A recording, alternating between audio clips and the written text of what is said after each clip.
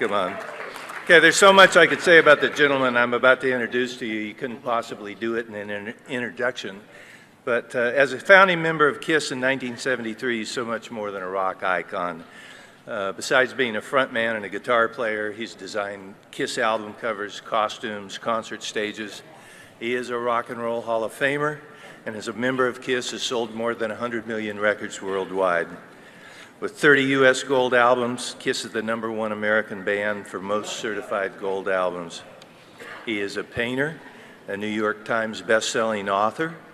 He is an entrepreneur, co-owner of the Arena Football League's LA KISS, and recently, along with Gene Simmons and concert industry veterans Dave and Del Ferrano, they've opened the Rock and Brews restaurants, opening 15 restaurants in the U.S., Maui, and Mexico.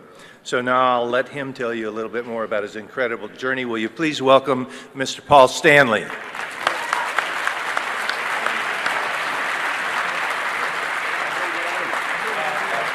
Hello. The budget for production here was very, very little, but you deserve, I actually deserve a different kind of entrance, so make believe you didn't see me yet.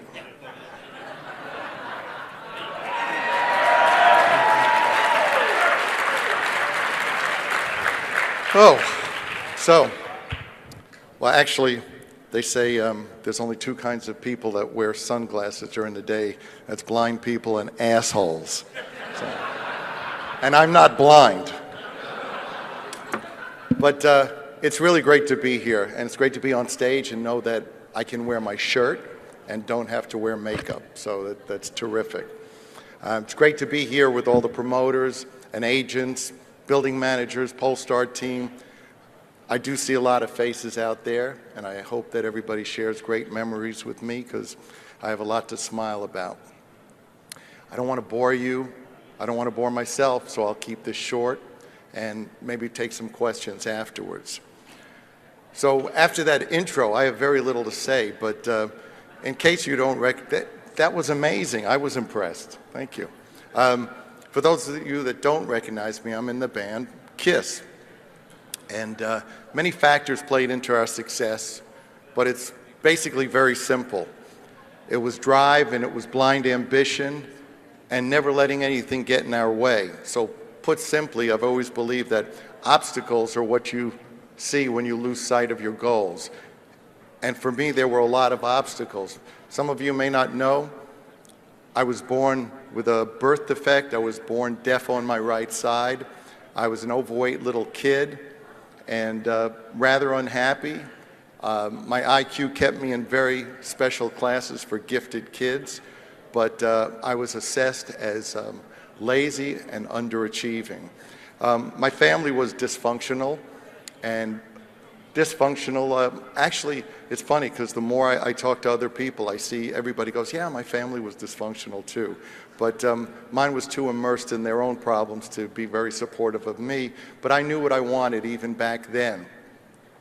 I wanted it all. I wanted music. I wanted the money. I wanted the girls. I wanted the adulation. I wanted success. And part of that motivation, actually most entertainers, if you really look at them, they need adulation, they need approval, and most of them need it because they see it as a way to cure their self-doubts and their insecurities.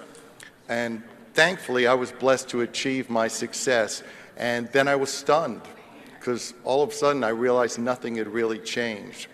And that's a pivotal moment for a lot of performers because that's when you decide whether you're going to put a needle in your arm, a gun in your mouth, or you roll up your sleeves and get to an inner truth, because it's very easy to live life as a victim, but when you choose to be a victim, you're the only one who is compromised. So I chose to work hard, and the life I have today, I have an amazing family, I have great friends, and none of that would have been possible without really the incentive and the heart of everything I think leads to success, and that's passion. I've always used passion in my life, and it's helped me to work towards a much more deep salvation. So I've seen time and time through my life that the key to achieving success and sustaining it is passion. Because passion not only helps you with success, but it helps you to deal with failure. And there are inevitable failures.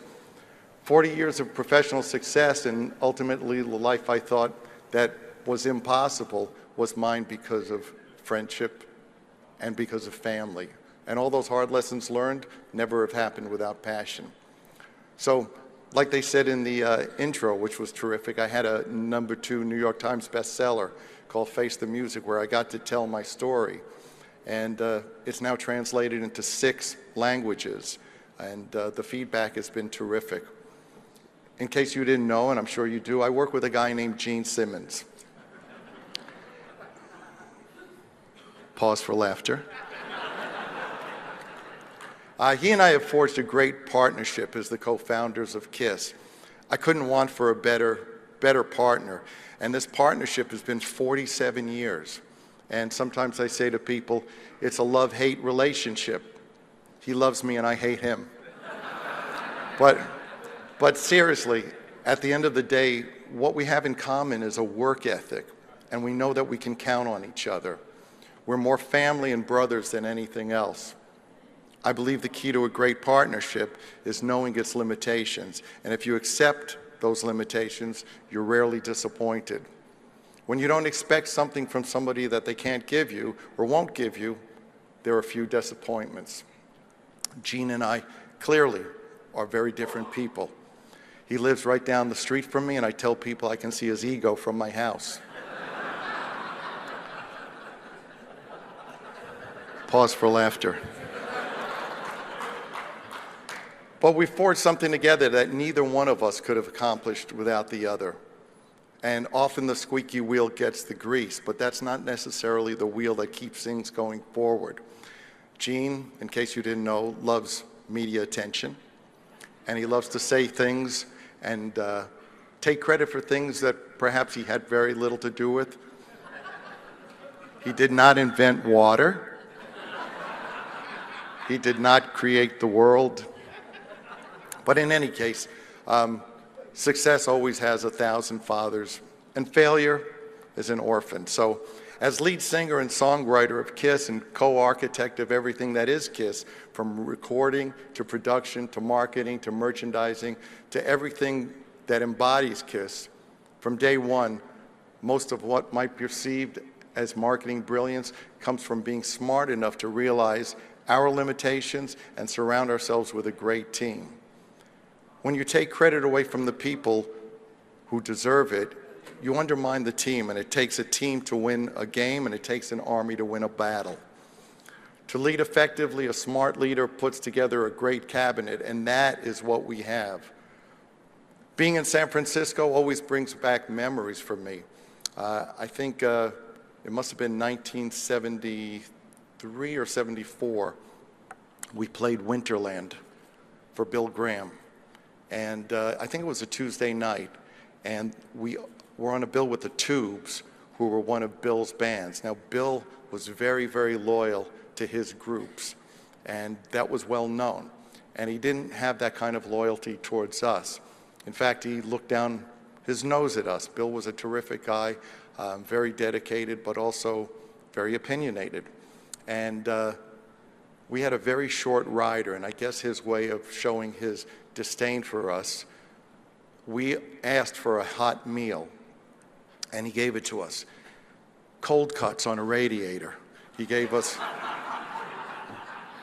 there's nothing like warm bologna. But we were unstoppable, and we were on a crusade to conquer the world, and I knew that all those kind of moments, and most of us should remember those kind of moments happen in our lives, and hopefully we say, we'll look back on them someday and we'll smile, and I do. And with KISS, time has marched on, and a few years back, we dropped the slogan, "Mothers, you better lock up your daughters because KISS is coming to town." We're done with that. Success back then took me from chasing girls with little results to being chased and learning the art of running slow. Rock and roll gave this fat kid the keys to the candy store, and I ate a lot. And the KISS riders also changed over the years. On our first rider, we used to order lots of champagne and lots of booze because we thought it was free. We didn't know we were paying for it, and as soon as we found out we were paying for it and that this wasn't some sort of Christmas list, we switched to Dr. Pepper. And contrary to, I guess, what public might think our rider might have nowadays, it's dull, surprisingly dull. The only drug anyone is trying to cop backstage, Advil. But parts of the rewards of success should be what we learn to come and realize as time goes on, is that we have obligations and many things that we can give back in our business. Without it coming down to what I would call age-appropriate behavior, I think your journey should find you both wiser and kinder. As we become more fortunate and well-off, our priorities might do with a change. We should all find ourselves less judgmental and with a stronger sense of responsibility and obligation towards those who have less than we have. 40 years on, the KISS Army is alive and well and bigger than ever, 15 million strong. Pause for applause.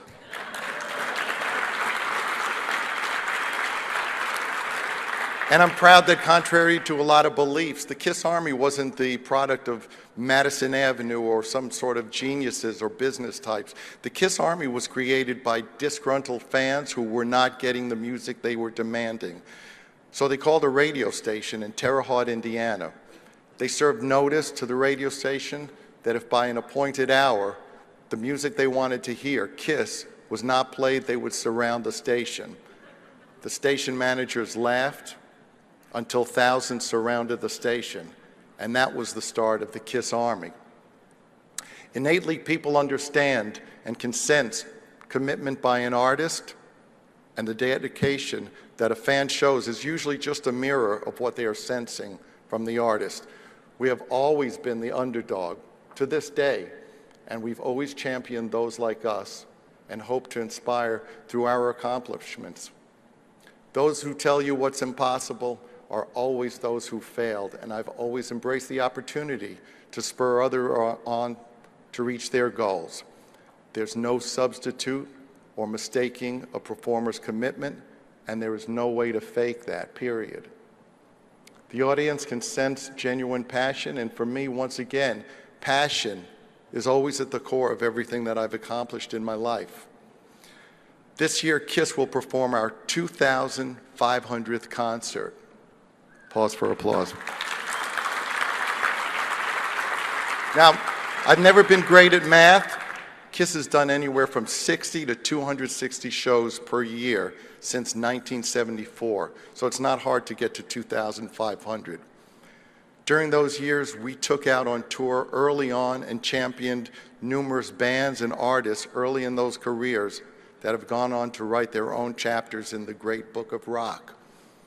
We took out Bob Seger. We took out Tom Petty.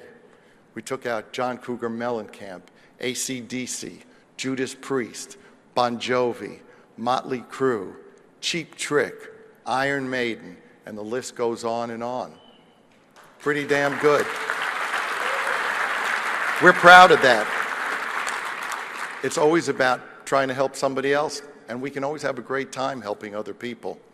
So 2,500 shows is a lot of shows, and I always committed myself and threw myself into every one of them, regardless of how I felt. I think it's important for whatever and whoever goes out on that stage to remember first and foremost that for the audience, there's only one time that counts, and that's tonight. Tonight is the only night that matters. It doesn't matter what you did last night or what you will do tomorrow night. Tonight is what they will remember, and tonight is what they paid for. Like everyone else, I've gone through my share of difficult times, and no matter whether it's going on stage, music, whether it's in your business, you leave that all behind. And in my case, when you step up to the stage and you walk out, that is irrelevant and no longer matters. If you can't deliver the show that people are expecting, you shouldn't be up there. We formed this band because we wanted to be the band that we never saw and to give our fans the respect and the attention we felt were being denied to them. For 40 years, we've strived to reinforce and restate our commitment to them, not in words, but in actions. And in the case of KISS, that usually means sweat, smoke, fire, and we deliver. If you have to make excuses, then you shouldn't show up. Fans always see through faking it, and they deserve better. For 40 years, we have tried to be a wake-up call for those fans about the behavior and substandard shows that should not be tolerated, whether it comes from us or other performers. In November, we completed our 2-year 40th anniversary world tour, not to be confused with our 10th farewell tour.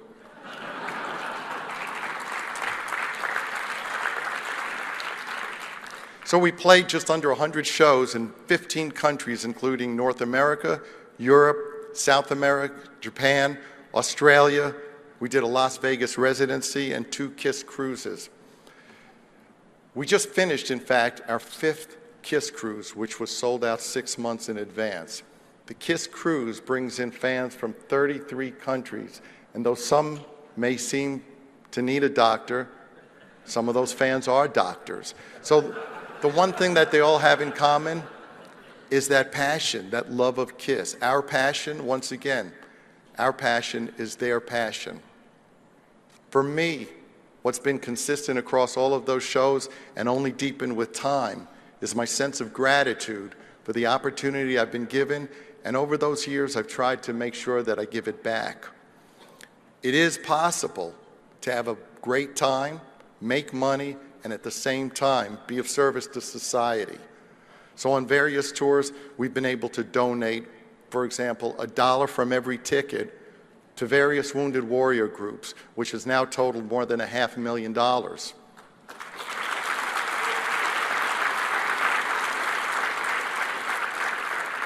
We've given away homes, and I'm not talking about the ones we lost in divorces. The women don't think that's so funny, right? A lawyer I know said, "I never met a woman who thought she got too much." You'd have to be divorced to understand that. The longer we all survive and succeed, the more people there should be to thank. We should all have immense gratitude to those who make us what we are. The lengths the KISS Army and Navy have gone to show their alliance and their allegiance and dedication is legendary, and that's the envy of every other band. When you tattoo my Star Child face or the KISS logo on your body, you're a lifer. There's no taking off that uniform.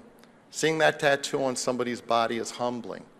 It's humbling because, once again, it points to my responsibility to those people. They've given me so much of themselves. They've opened themselves. They've made themselves vulnerable. That my commitment is to be worthy of that. And if that sounds corny, so be it. That's what got me where I am, a belief in myself, a belief in a standard that I owe myself, and a standard that I owe the people who put me where I am.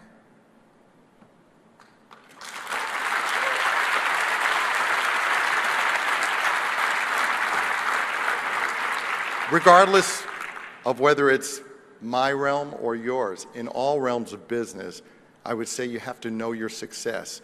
If you don't understand why you succeeded in the first place, then you're bound to extinction. If you don't know why you became successful, you can't sustain your success. Tongue twister. Becoming famous, I found, was the easy part, but the difficult part was to sustain it. Through the stadiums, arenas, amphitheaters, festivals that we've played, you name it, what ticket buyers say is most paramount to them that the promoter deliver is respect. The people you hire are a direct indication of who you are, and it's your responsibility to make sure those people are an accurate reflection of who you are and what you believe. I believe the industry is better than ever at that. More than ever, the live entertainment business is getting it right. And personally speaking, I'd add that the less you people take of my money, the more you're getting it right. This is a business that has evolved and refined over decades. Rock and roll probably was not meant to last as long as it has. Initially, rock and roll was the product of record companies and agents churning out the flavor of the week. When you got tired of Bobby Rydell, you got Fabian. When you got tired of Fabian, they gave you Jimmy Clanton. It was all interchangeable, and they were brought out as fans lost interest.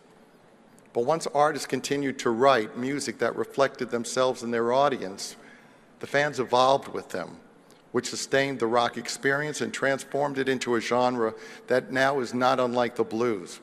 If your writings reflect your fans, your lifespan is limitless. That change gave promoters the chance and the opportunity, perhaps through ongoing personal relationships with the artist, to refine their craft. My continuing success has shown me, time and time again, there is no substitute for learning your craft, and that applies to every area of what I do and every area of business. When rock bands in the 60s and 70s first came on the scene, it wasn't much different than vaudeville in the sense that you started at the bottom of the bill and you worked your way up from there. When we started in clubs, we then went into being third on the bill in an auditorium. Then we were second on the bill. Then we headlined the auditoriums. Then we were back down to third on the bill in an arena. That was before we ever got a chance to headline. By the time we headlined, we knew what we were doing. We knew the craft and we knew how to entertain people.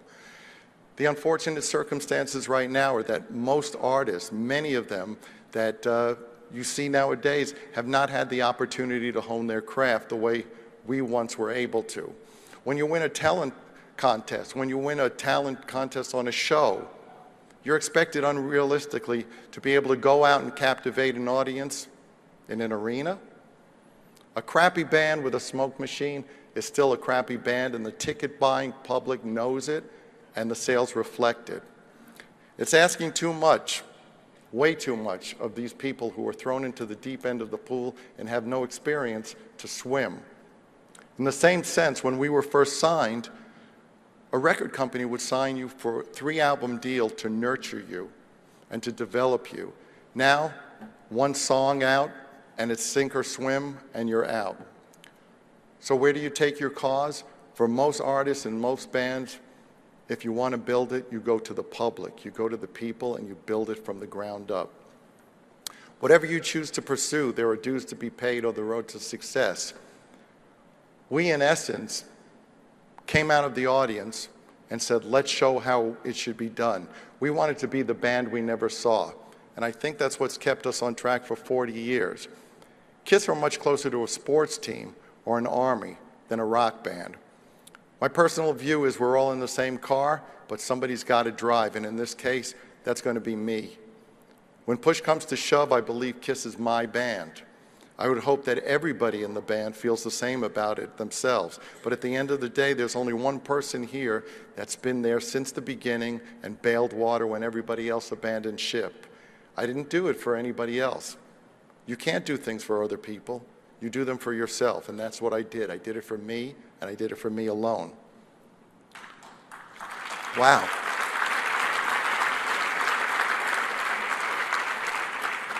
And after 40 plus years, I think it goes without saying that the music gets across.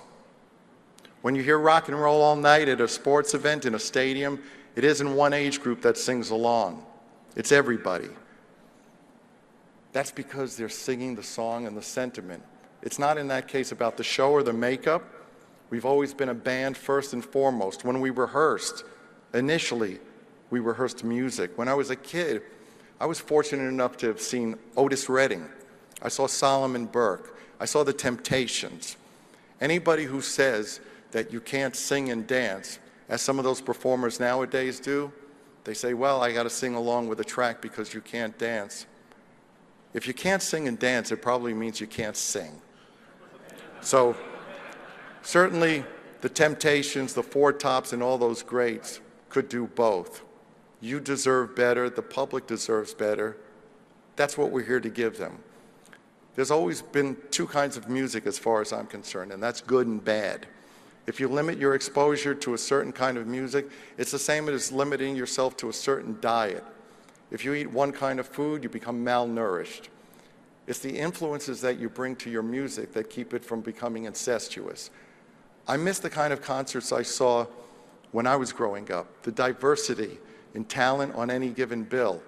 I think that it's that eclectic quality of shows I saw at the Fillmore East or some of the other venues.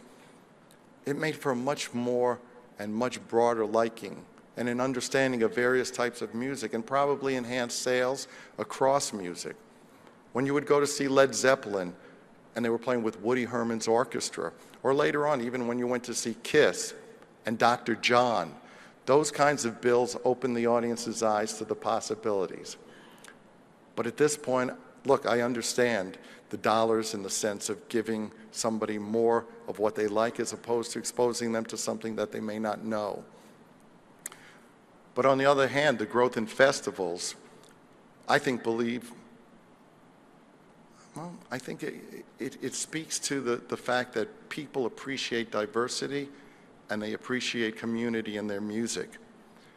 It's so much healthier to have that kind of diversity because music is one of the arts, and the beauty of art is the variety within it. Speaking of blind naivete, great segue. When you don't understand the obstacles in front of you, you don't see them. I drove a cab in New York City when the band first started out. Where are you going?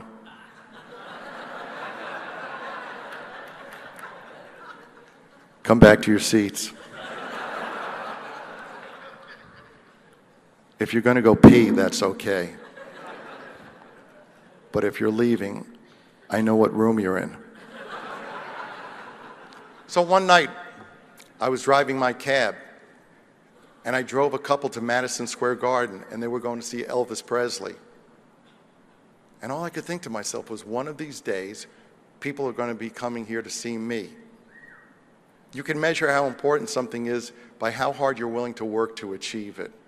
No one said it's easy to succeed, but when you mix a dream with passion, you have a blueprint for reality. And fame, standing where I am, fame is a double-edged sword. How you handle fame will show what you're made of. Once we became famous, I guess you could say that we became apathetic. We became complacent. We lost our passion. We forgot that rogue spirit and the music we championed. We became more concerned about what our peers thought of us than what our fans thought of us. And that becomes a death knell. When you try to convert people you don't know and who don't like you, you run the risk of losing the ones that do. And through various abuses of drugs, alcohol, women, sycophantic friends, we all can become prey. And it was reflected in our music and in our work. We lost our passion, we lost our teeth, we were gumming the music. Some things in life are great gummed, but not rock and roll.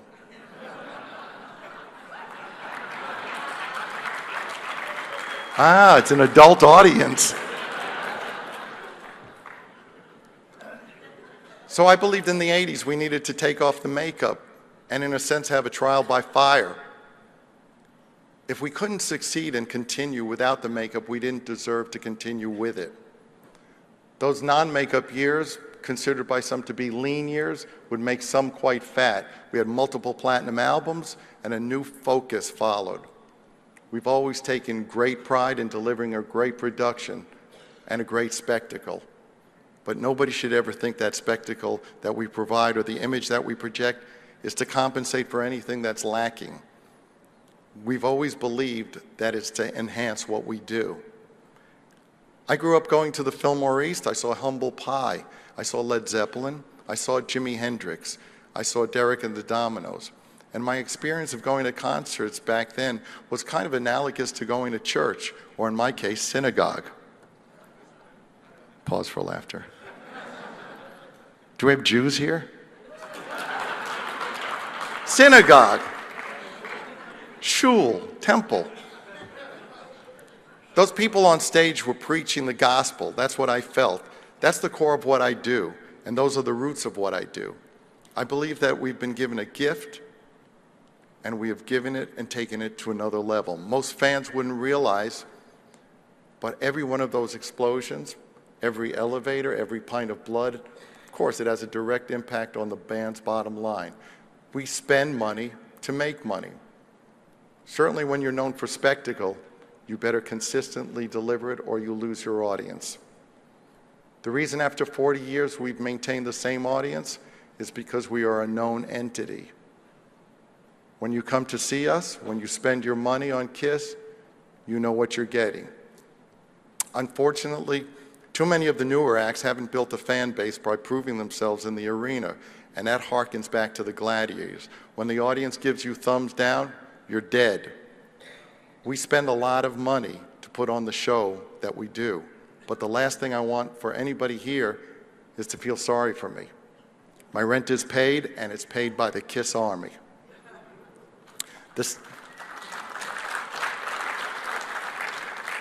The state of the art has changed, but it's not about technology, and it's not about the application of technology. What makes a band or a show great is passion.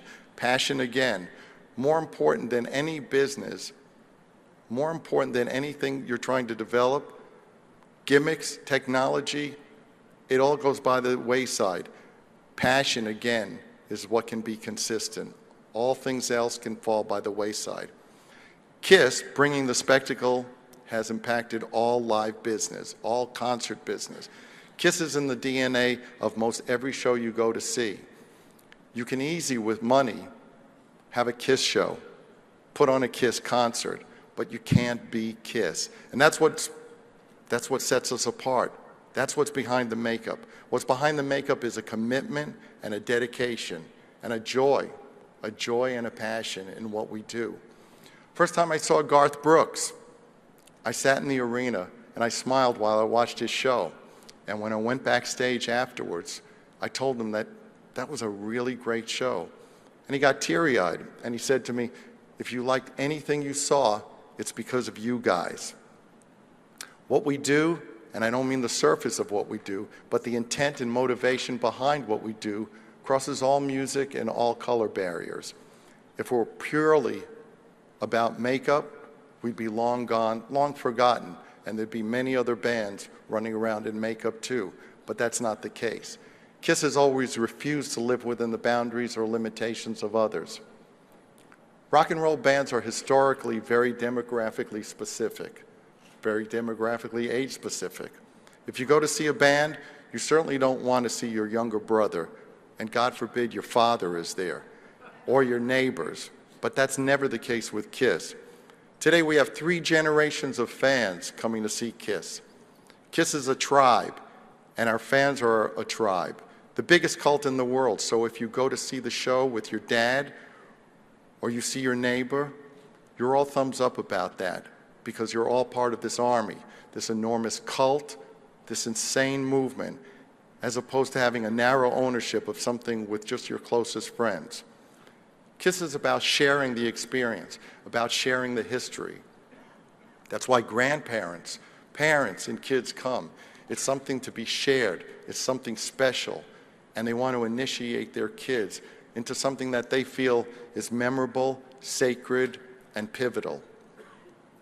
So it goes far beyond just being a rock and roll band for KISS. I didn't want to be a rock band. I wanted to be a phenomenon. Rock bands make music, and phenomenons impact society. KISS is a phenomenon. Today, we're the #1 holder of the most gold albums in the US according to the RIAA, and we sold over 100 million albums.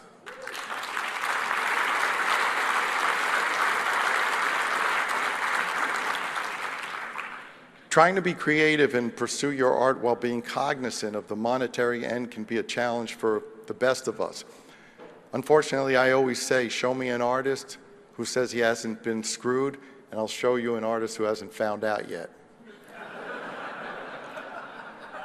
Unfortunately, that's true. And the critical factor isn't whether or not you've gotten screwed, but it's whether or not you're resilient enough and intelligent enough to rebound, to right those wrongs. Otherwise, you wind up as the answer in a question, I guess, in Trivial Pursuit.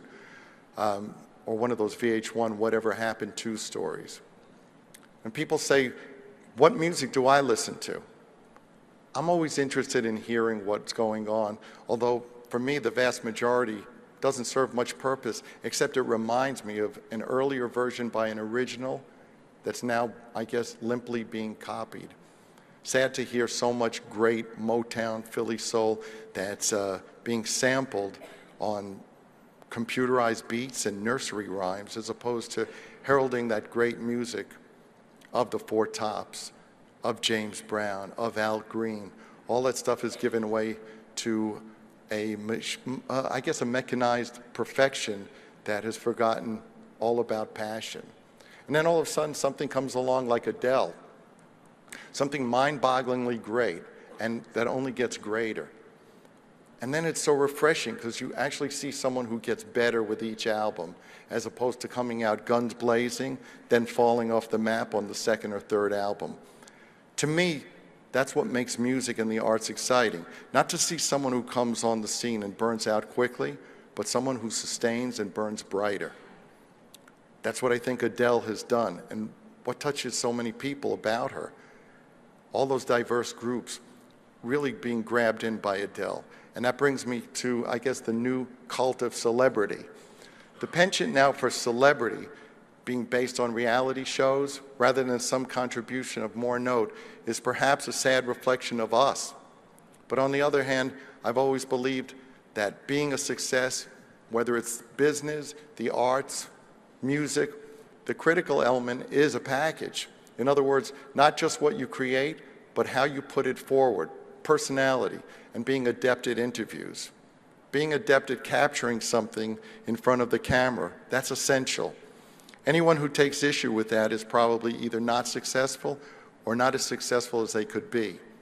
What we all do when done properly is a business, and the days of starving artists, long over.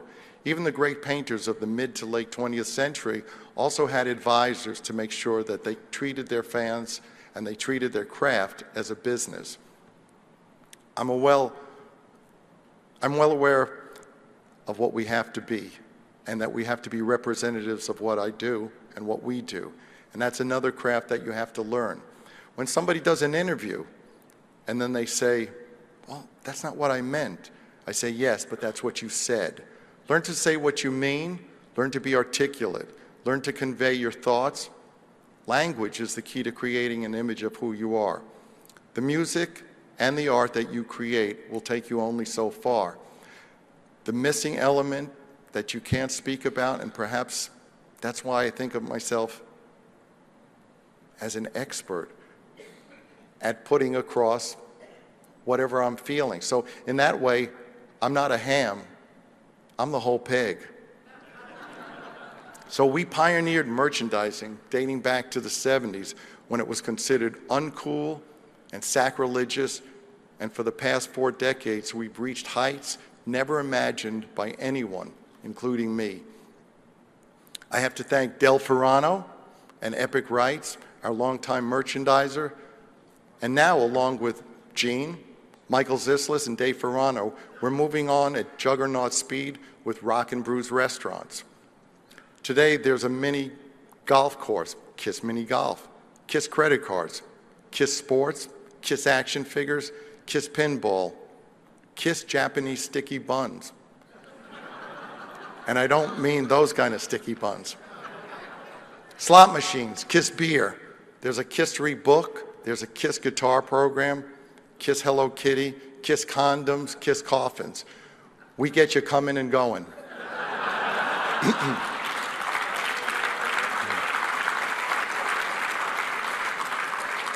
But once again, geniuses?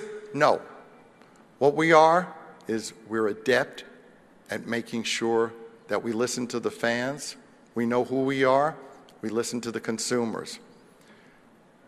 I guess I call it the assumption of commonality. I believe that if you address needs of yourself, your own needs, you address the needs of others. If you provide a service that fills a need for you, you create an item that you would like, you'll do the same for other people. Additionally, you need to listen to the people telling you what they would like.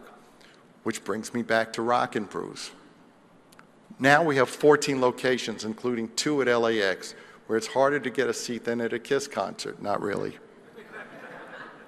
At StubHub Center in LA, we also have recently opened Rockin' Brews at the AT&T Center in San Antonio.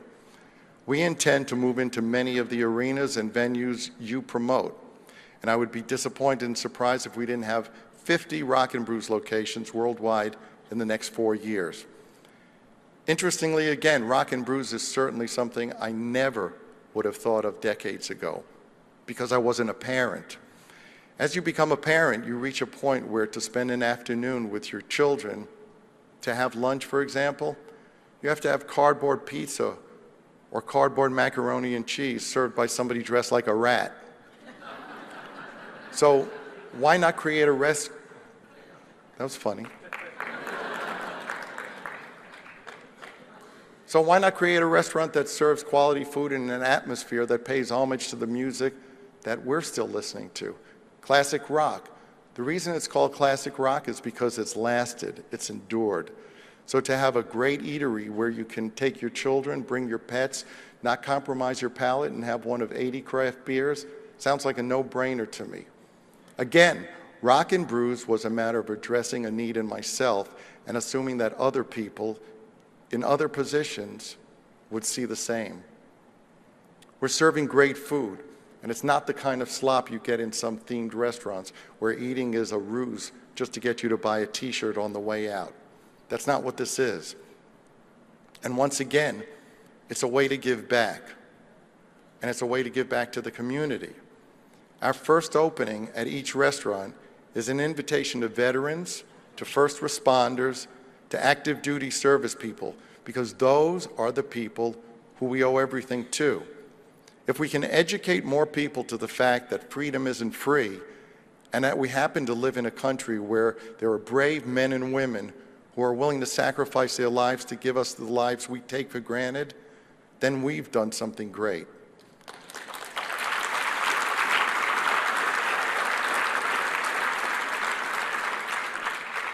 So upon opening each restaurant, we invite and we honor all the people that make this possible. I am unabashedly patriotic, and I believe in reminding people that patriotism is cool and that love of country is something that is often overlooked, way too often.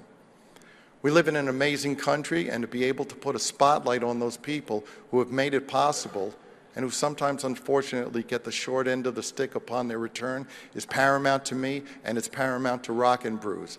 And that's close to my heart, and that's why it's succeeding. When you come into a neighborhood, if you start a restaurant, if you bring in a business that's not local, that does not negate your obligation to be a good member of the community and a good neighbor. You can make money and still feel good that you are enabling people and helping people. Rockin' Brews has all the makings of the next juggernaut because, once again, there's more to it than meets the eye. It's more than just a restaurant, it's a lifestyle. It's more about what I would want in a restaurant, just like what I would want in a band. What would I want in a concert experience? If you can deliver that, you will succeed. Business in the pursuit of revenue should never trump morality. We turned down tobacco products over the years for money that would have looked very good in the bank. Things that strike us as bad influences on our families or something that reflects a lifestyle that we don't adhere to, that would misrepresent us, are things we turn down. Those are the kind of things we don't want any part of. If I can't explain to my children why I'm involved in something, then I shouldn't be involved. Too often what you learned in school is what is legal and what is illegal, as opposed to what is moral and what is immoral. I'd like to hope that everybody who's here remembers that there are many things that are legal, that are unethical, that are immoral. It's up to each one of us to be able to look in the mirror at night, face ourselves, and like who we see. Everybody who is at this convention and everybody in their lives has to lead by example.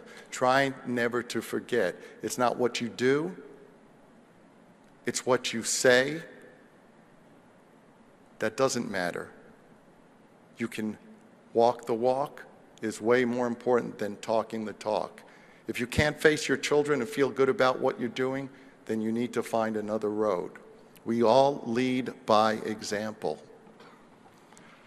In 1996, we teamed up with Doc McGee, who's our manager and co-conspirator to this day. We started at Tiger Stadium in 1996 and went around the world, just under 200 concerts. Doc's been a great manager, and a great manager has to innately understand their artists. A great manager for one artist may be a horrible one for another. It's, I guess, another form of a marriage or relationship. At the end of the day, the manager has to remember that he is the manager and not the artist. But a smart artist understands that a manager brings an expertise that is probably lacking. To achieve success or sustain success after you achieve it, it's essential to surround yourself with people who have expertise. You're dealing with specificity, so you need to be surrounded by people who can add what you don't have, and that's the key. A manager is another partner, and a partner has to enhance and fill your deficits or weaknesses. I also believe that the key to success is knowing where people fit in. Everybody needs to know where they are in the hierarchy, in the dynamics of things. It's something that every band probably goes through in numerous ways. I was certainly taken with Glenn Frey and Don Henley's remarks, particularly Glenn's, about the dynamics and at the times when the Eagles were having spats within the band. It goes back to we should all feel fortunate to be in the car together, but that doesn't mean everybody gets to sit in the front seat. So beyond Doc, KISS has a great team. Everybody at McGee Management, we have great agents in Rob Light, Mitch Rose, Rod McSween, and we wouldn't be here without them. I thank all of them. We've all been saddened by these losses of people who we look up to so much, these creative people in the business. Certainly the passing of David Bowie, Glenn Frey, and more have just, I think, left us all reeling. The shock to us all is not only in seeing those people who inspire us leave this earth, but to see people who we consider our contemporaries, our peers, perish. Our lives remain precarious, and because of it, so much more precious. To see people who have written the soundtrack to our lives, people we saw as friends, our companions on this journey leave this earth is sobering and shocking. David Bowie was a consummate artist in the sense that he followed his own vision. He created music that could sell, but it could stand on its own. He enhanced it with these amazing characters and took roads that sometimes I, for one, didn't understand, but that's the beauty of a real artist. Following and pursuing your own passion, your calling. Bowie was also an actor who won rave reviews in The Elephant Man, a painter. Here's somebody who I think we all respected and to one degree or another played a part in all of our lives. Glenn Frey. That was a stunning blow. The Eagles wrote the great American songbook. You couldn't see the Eagles without not only being blown away by how many songs you knew, but by the incredible quality and care that went into crafting those songs, the meticulous work they put into what they did. Glenn was such an intrinsic part of that, and I was stunned.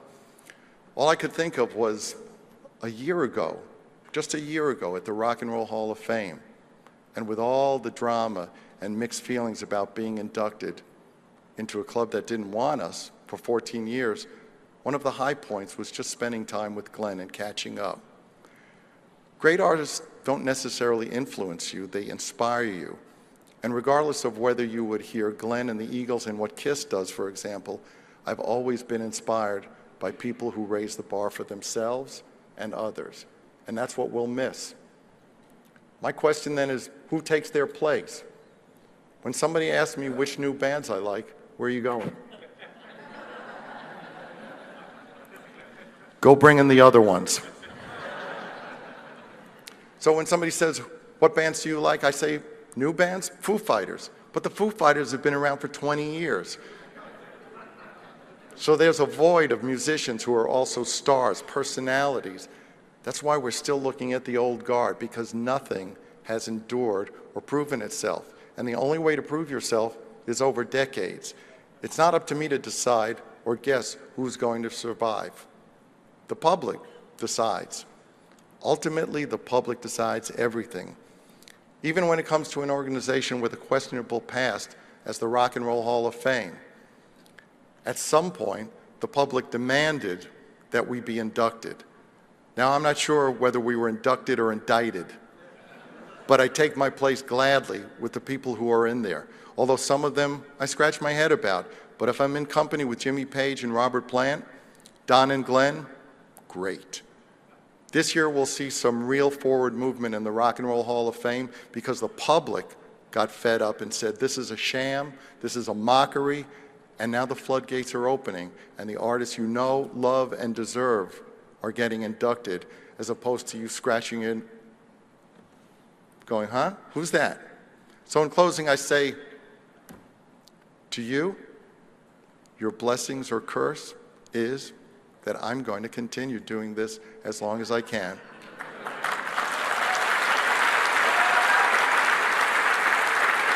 And in case anybody's wondering how long that is, I'm a big fan of modern medicine. I just came from the doctors and I had a tune-up, and I'm good for another 50,000 miles. So I wish you all the best and hope to see you. There are nights, I have to tell you, where my dressing room looks more like an emergency room than any room that I would be getting dressed in. Bandages, Bengay, all kinds of things just to get me out there. But I'll tell you, I love what I do. You people make it possible. I'm very thankful to be here. And please, come see me. I'll be looking for you. Rock and roll all night, party every day. What a grateful rock star I am. Thank you.